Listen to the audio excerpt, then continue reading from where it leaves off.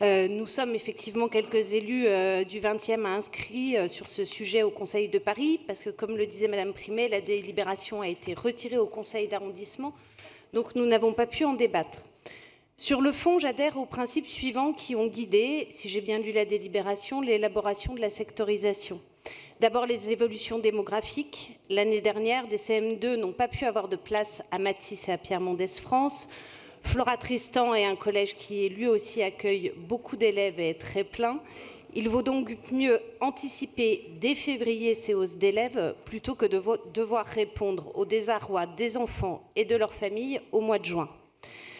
Le sujet de la liaison CM2-6e est aussi un critère essentiel que je partage. Plus tôt elle est mise en place, plus les équipes pédagogiques des écoles et des collèges sont en lien, ont l'habitude de travailler ensemble, mieux l'entrée au collège est appréhendée, et par les enfants et par les familles.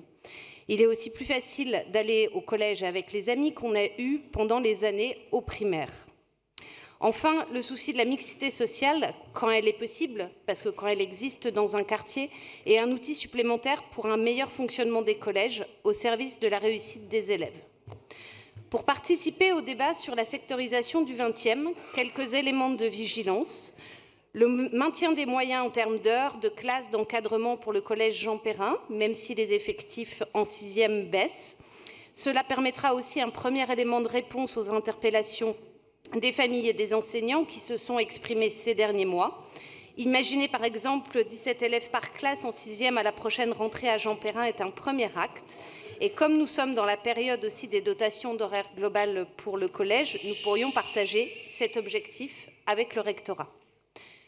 Une attention aussi vigilante au nombre d'enfants par classe en 6e à Pierre-Mendès-France. Depuis plusieurs années, le collège, les parents, la mairie se mobilisent pour accueillir mieux les élèves sans surcharger ni le collège en général, ni les classes.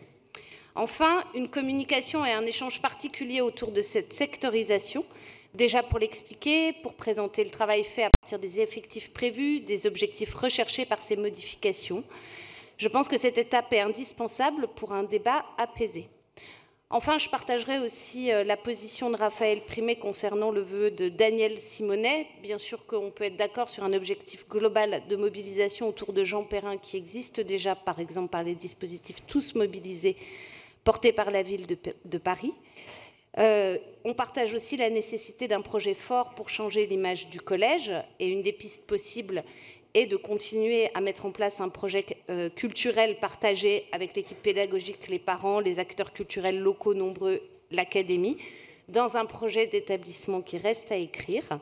Mais ça n'a pas à voir aujourd'hui avec le projet de sectorisation qui nous est présenté. Et puis, la manière de poser le débat autour du collège Jean Perrin par ce vœu est plutôt anxiogène que plutôt de pouvoir gagner en projet concret pour l'avenir, et on y gagnerait soit à ce que Mme Simonet retire son vœu, soit en tout cas d'avoir un travail partagé autour de cette question-là. Merci. Merci beaucoup. La parole à Mme Léa Filoche.